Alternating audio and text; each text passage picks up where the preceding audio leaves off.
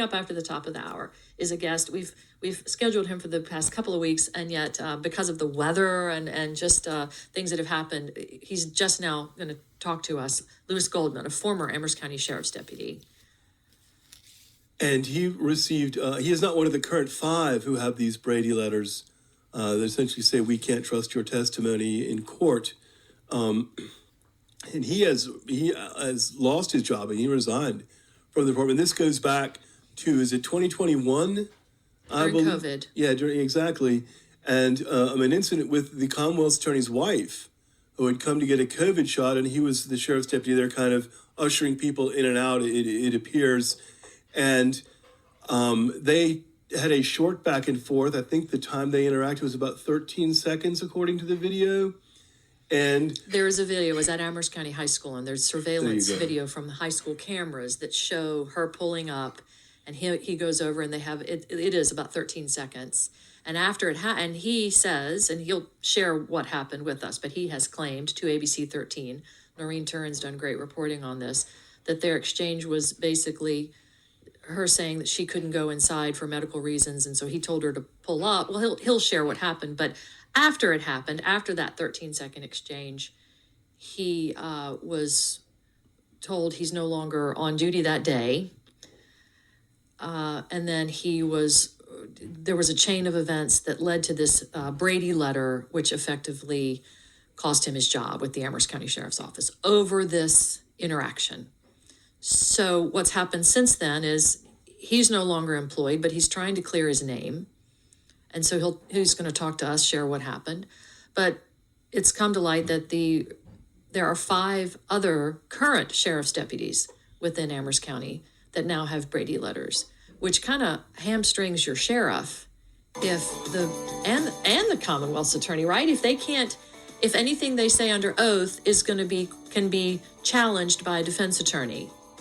I think from my memory of the Commonwealth's attorney and speaking for the Board of Supervisors at the first meeting of the month, that he may have had some way to say they have Brady letters, but I trust their testimony, at least in my court. Amherst County supervisors have gotten involved. They have supported legislation that would allow officers who get Brady letters to be able to defend themselves, and that relates specifically to Lou Goldman's case. And they've also voted to provide an attorney, to provide legal defense for the 5 sheriff's deputies who have the Brady letters. So they're involved. Commonwealth's Attorney's Office obviously involved, and it all kind of stems from this Lou Goldman case, and we're going to talk to him when we come back. 7:08 on the morning line. Welcome to hour 2 of the program, and it's Thursday, the 27th of February. Brian loves that Louis Prima song. You have to admit, it's funny. Who's he? Okay, we're not going to talk about the song right now. We are going to talk about this story that's been going on in Amherst County. And ABC 13 has done really good reporting on this, Noreen Turin, and you may have read about this late last year, the first story involving our next guest, Lewis Goldman, where kind of uncovering or digging into what happened a few years ago that has led to his departure from the Amherst County Sheriff's Office. And since then, there have been so many more developments involving more Amherst County Sheriff's deputies, and the Amherst County Board of Supervisors has gotten involved, and it's just a very intricate story that's going on here, series of events. But it's back in November, ABC 13 has this story, and I'm just going to read from it before we introduce Lewis Goldman. And a former Amherst County Sheriff's lieutenant is fighting to get his reputation back. It's been 3 years since Lewis Goldman resigned from a decades-long career in law enforcement after what he and others believe was a dishonest report. The investigation report is centered around 13 seconds in time in April of 2021, and it led to what is known as a Brady letter that ultimately ended Goldman's career, at least within the Amherst County Sheriff's Office. So Lewis Goldman joins us now. Lewis, good morning. Lou, good morning. Good morning. So I read the little introduction there, and we want to hear about what happened on that day in April of 2021. Will you walk us through what was, as we understand it, a pretty routine day for you? Yes, ma'am. It was, we were doing the vaccination clinic at the high school. It was normal, like we've done in the past. Apparently, Melissa Carver actually drove up in a SUV with her mom. I found out afterwards, didn't realize at the time it was her mom. Drove up to get a vaccination shot and drove up saying like she's having a great day. She was happy, laughing, says she identified herself as Melissa Vire. And then corrected herself and said, I'm Melissa Vire, and I'm here to get a shot. I simply asked her if she was able to walk into the building. Anything prevented her from walking in the building as it did anybody driving up to the drive-up. She said, no, I got my first shot in the car. I'm getting my second shot in the car. And that was pretty much the extent of my conversation with her. At that point, nurse Blair Payne had called to me and said, Lou, I got this. I turned around, walked away from the vehicle. Blair walked out, gave the vaccination. That's the last I heard until I was approached by my captain at the time, who walked up there, asked me where Sam Bryant was, and I pointed out to him. He then went to the back of the gym. They walked out the back door, had a conversation for a few seconds. Next thing you know, he comes back up to me and says, we're going to the office. There's a deputy coming up to relieve you. You and I have to go to the office and have a conversation. And that was the extent of it. I had no idea what was going on. I get to the office. He brought me into the major's office. The major explained that they had received a phone complaint from the Commonwealth, Lyle Carver, who was very upset, but there was no details on what he was upset about. Simply he was upset I was being put on administrative leave. And I was on leave for a total of 3 weeks before I was brought back to work. And during that investigation, they called it an investigation, more like an interrogation from the captain, where he believes I wasn't telling the truth about my involvement or my interaction with Melissa. And at the time he mentioned, you're borderline Brady, but I had no clue what he was referring to. And then I was assigned, removed from the high school, placed in the courthouse, where I was to work in the courts. I lost 3 weeks of pay at that time. I was demoted from lieutenant to a sergeant. And on that Friday, I worked on that Monday, and then this was like the fourth week of May. I started my last week of May. I started Monday, Tuesday. By Thursday, I had seen the captain go upstairs in the back door of the courthouse when I was eating lunch. I saw him go up. He walked back down, walked back up a second time. I had no idea what was going on. Apparently, then Friday morning, I'm called into the major's office around 7:30, and shown a Brady letter that was written by Amber Drumheller, which at the time, I believe their boyfriend girlfriend were engaged, the major, the captain, and the assistant Commonwealth attorney. She reviewed his report. She wrote a Brady letter on me, and it was shown to me. I went back to the courthouse. I was a little upset over it. Didn't understand why this was happening to me. My lieutenant at the time had asked me if I wanted to take the rest of the day off, and I said, yes, I need to, because I can't work the way I was upset. So I went home, talked to my wife about it, and over that weekend, I packed all my police gear up and wrote a letter of resignation, which I turned in when I went back to work the following week, and resigned effective June 1st, 2021. You mentioned that was it. That was the end of my career. I mean, I was a cop for 32 years. I'd worked under Jimmy Ayers for 16 of those years, and then I worked for E.W. for one term, and then the second term I was promoted and worked for him for a little over a year, about a year and a half, and then I resigned. I've never talked to Lyle Carver, Melissa Carver, E.W. Amber Drumheller, or Juette Renalds after that incident. And Juette Renalds, that was Juette Renalds, that was the captain you were referring to earlier. Yes, he was the captain at the time. He was my captain. He was also promoted on January 1st of 2020. And how long had you been an Amherst County Sheriff's Deputy? Since 2000. And at the time that this happened, you were a school resource officer at Amherst County High School. That's correct. I'd been a school resource officer since 2000, and I moved through all the school systems from elementary, middle, and high school. Sometimes being the only one in the county, sometimes as being as many as 5 or 6 of us. At this time, I believe there's only 3 of us, myself and 2 deputies. There's video from the Amherst County High School camera, a little aerial video of this exchange. You can't hear anything, but it's been pointed out in this ABC 13 investigation that with you walking over to the car and having the exchange, and then the car, and then other people coming into it and the car kind of pulling up, it was 13 seconds. Is that right? That is correct, ma'am. What, and Melissa Carver, you mentioned her. She's the wife of the Commonwealth's attorney and the daughter of the then sheriff. That is correct. What exactly was that exchange? What exactly did you say and what did she say? Like I said, she pulled up. She was laughing, identified herself as Melissa Vire, which is the sheriff's last name, her maiden name. Then she corrected herself and said, I mean Melissa Carver, and I'm here to get my shot. I had that, as I did anybody driving up, said, do you have any reason why you can't walk in the building? She said, no, I got my first shot in the car. I'm getting my second shot in the car. And that was my extent of my conversation with her. I was accused by Juette of looking into the car and seeing if she was, had anything wrong with her. And that's not what I did. He repeated that several times. So, and every time I talked and said what happened, he would twist my words around and say, well, you did this, you did A, B, and C. I'm like, no, I did not do that. What I said was, and he never believed me. And the major, who at the time was Eric Elliott, was in the room with us. He never said anything. He just sat there and listened. In my opinion, he should never been put in charge because he and I had run-ins over the past year where he felt I was questioning his authority.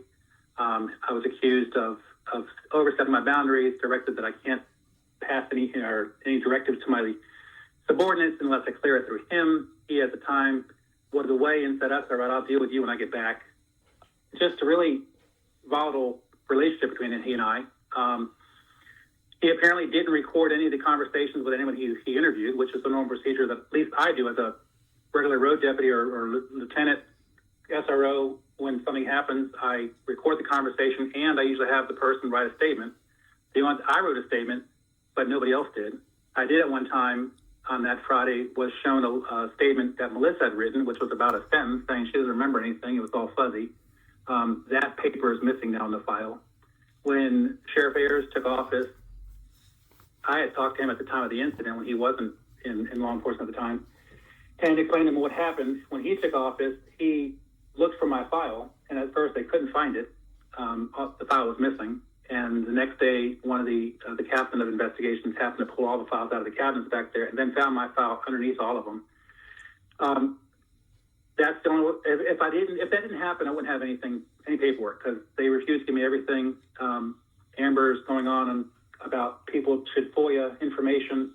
I tried to FOIA it through a lawyer and was denied by the Commonwealth attorney. I sent it to the Commonwealth attorney and to the sheriff's office asking for all my paperwork. And it referenced the incident, and they said they didn't have to based on Supreme Court, and they cited a statute. They didn't have to do it, so I couldn't get anything until Sheriff Ayers got in office. And that's when they found my file. They went back and talked to everybody who was interviewed originally, and everyone who they spoke to denied ever saying what was in the original report. Lyle believes that, they can't remember, which my belief is the truth's the truth. A lie you have to remember, and the truth's ingrained in memory. So why would these folks not remember what happened, what they said the day they talked to Juette Renalds? But there's no documentation of anything that, like a recording saying what exactly they said. It was only Juette's version of what supposedly was said. And let me ask you, you had the 13 seconds of the interaction with Mrs. Carver. Did you talk to her at any time that day afterward that was not on camera or anything like that? No, sir. I never talked to anybody. I mean, the only conversation I had with Melissa was that 13 seconds. I had walked out. After I walked away from the car, there was a report of a pickup truck being improperly parked in the parking lot. So I went out to go get the license plate to run to find out who it is and have him move it so he wouldn't block the traffic. And when I came back, Melissa was gone, and then I was informed that Lyle Carver showed up to high school, and that was I never saw him, but I was told that he was there. I would assume that if you're going to do the investigation and this is what you're going to tell me that happened, you'd have played the video or recorded longer to show him show up and show his demeanor. Like I said, to this day, I have no idea what his complaint was.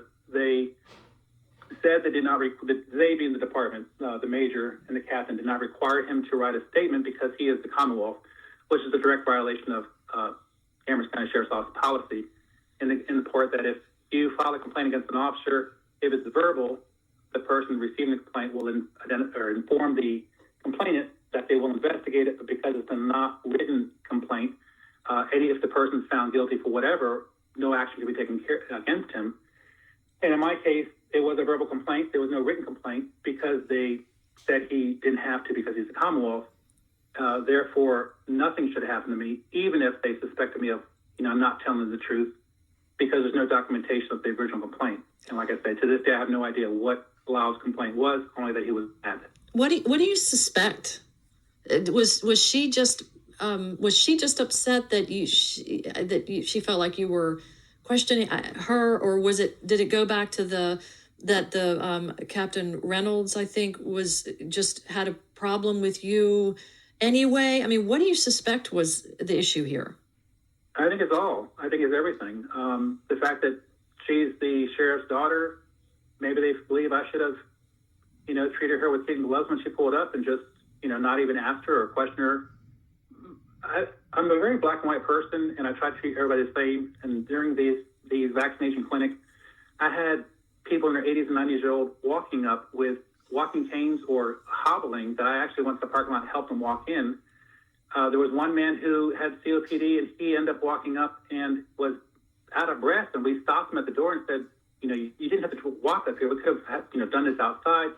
He said, no, I'm fine. So we made him sit at the door inside this little reception area, and he was given his shot there, and he sat there until the 15 minutes afterwards, and then he went back to his car. But my suspicion is because I didn't treat her differently, which why would I? Is what they were upset about. It's not like I did anything wrong. I didn't abuse her verbally or I didn't do anything. But I simply asked her the question. And like I say, and then I think it's a combination of the fact that I didn't treat her differently because she is the sheriff's daughter and the Commonwealth attorney's wife, and the fact that Juette has an issue with me because he feels I question his authority. At the time, I was accused of.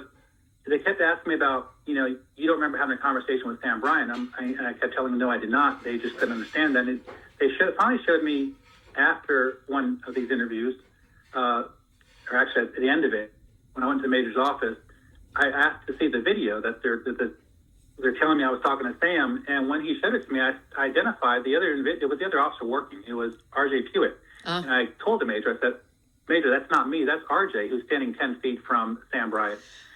And he acknowledged that it was RJ, but he never spoke up. He never did anything to change this investigation. He could have stopped this whole thing and said it wasn't Lou Goldman, it was RJ who was speaking to Sam, which was a big factor here. They were really upset with the fact, how can I not remember talking to Sam? All right, Lou, I've got to stop you right there for a moment. We'll take a break and come back because we want to know about what's happened since, okay? Okay, sure. Sheriff's deputy, and to summarize, Lou, you resigned after this investigation, and you were issued the Brady letter, which a Commonwealth attorney writes if an officer has proven himself to be dishonest or biased. It effectively ended your career within the Amherst County Sheriff's Department. But then the new sheriff, literally the new sheriff in town, Jimmy Ayers, did his own investigation and cleared you. But you're still not able to rejoin the sheriff's office. Is that correct? That is correct. The Commonwealth is refusing to remove the letter from my file. Amherst County supervisors have gotten involved. They're supporting a measure in the General Assembly that would allow an officer who has a Brady letter to have some recourse to be able to defend himself or herself. That doesn't work that way right now. They're also paying for legal representation for 5 other officers within the Amherst County Sheriff's Office who have Brady letters. So, Lou Goldman, what's next for you? What do you hope comes from all of this? I hope to actually make some kind of bill to allow officers due process to be able to have this go to an independent panel to review the evidence and let them determine. I think it's a little strong-handed to allow the Commonwealth attorney just to drop a letter on somebody at their whim. I don't understand that if you have evidence brought to you after you, with my situation, I get they wrote the letter, but once they were shown to them that the original report was invalid or not truthful, why wouldn't you take the letter out? Why wouldn't you undo what you did? And you could have simply walked backwards and say, due to new evidence coming forth, we're going to retract this. However, they didn't. They stuck to the guns and left it there. They claim you can't undo it, but I don't get, if you can do it, why could you not undo it? It's no different than if you're accused of a crime and locked up, and then evidence comes forth that you didn't commit the crime, you'd be immediately released from jail. But it's not that case with law enforcement. The Commonwealth writes the letter and it's done, and there's no recourse to remove it. Like I said, I hope that they do something to write it in law, that we have the option of appealing it and having it go to an independent panel that is not tied up with, marriages or fiancés and the way it was with me. Lou Goldman, we got to stop you there because we're up against the clock, but we know that Sure. a lot of people are following your story and what's currently going on with the Sheriff's Office and the Commonwealth's Attorney's Office and the Amherst County Supervisors, and we'll continue to follow it too, and we'll talk to you again, okay? Yes, ma'am. I'd just like to say thank you to Claudia Tucker for all her support, as well as Jimmy Ayers and Jimmy Bagley at the Sheriff's Office. Interesting conversation with Lou Goldman there in the last couple of segments. I'll be very interested to see how that all works out, because I'm not sure that I completely understand everything that is going on here. If it is the way it looks to me, it seems awfully untoward, and it looks like you've got an incestuous Peyton place kind of thing going on in Amherst County. And I hope That's not a pretty case. harsh accusation for somebody who doesn't really know what's going on. Well, that's what I'm trying to forward that. Here's supposed to be giving my opinion here. Lou, he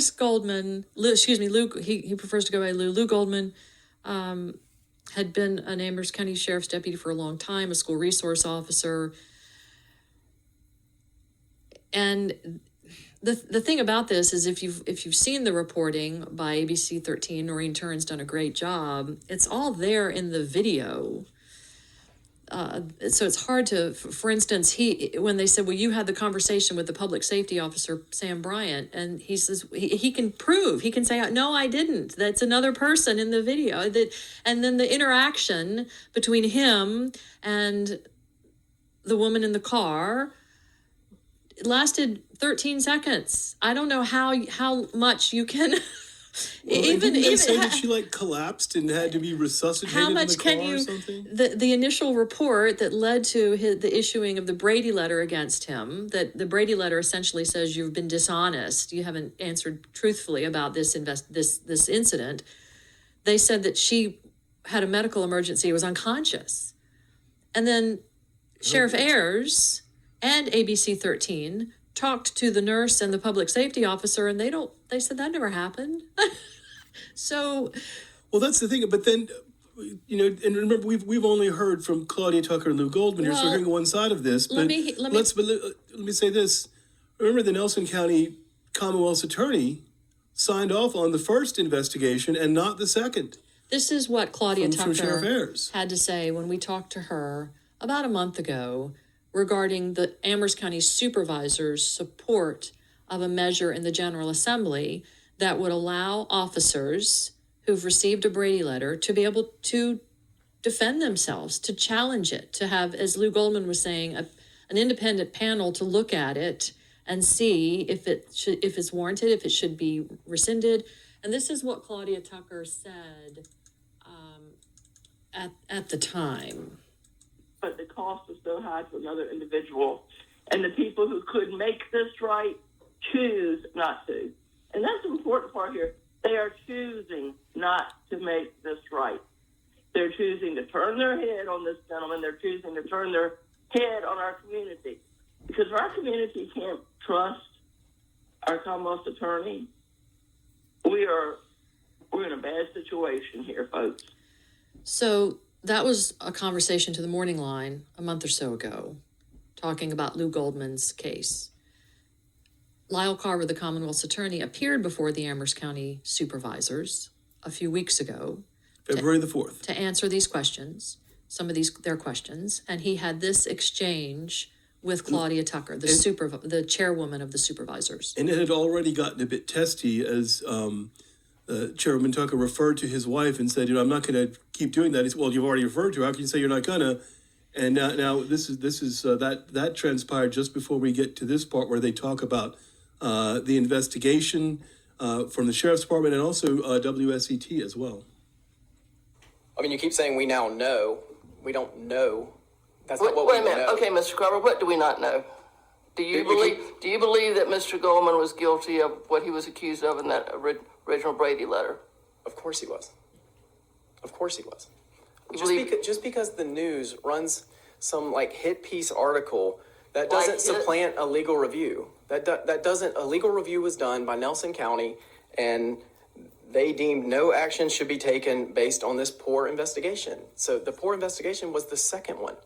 So I'm going to go with the legal review, not go with some news station hit piece that we like to keep citing as if it's some sort of authority. And we like to keep saying, you say you're very amateurish understanding, but yet you keep saying, we now know. We now know. How do you know it if you just acknowledge you don't know? I do know. No, I do because I saw the video, and who they thought was Mr. Goldman was not Mr. Goldman.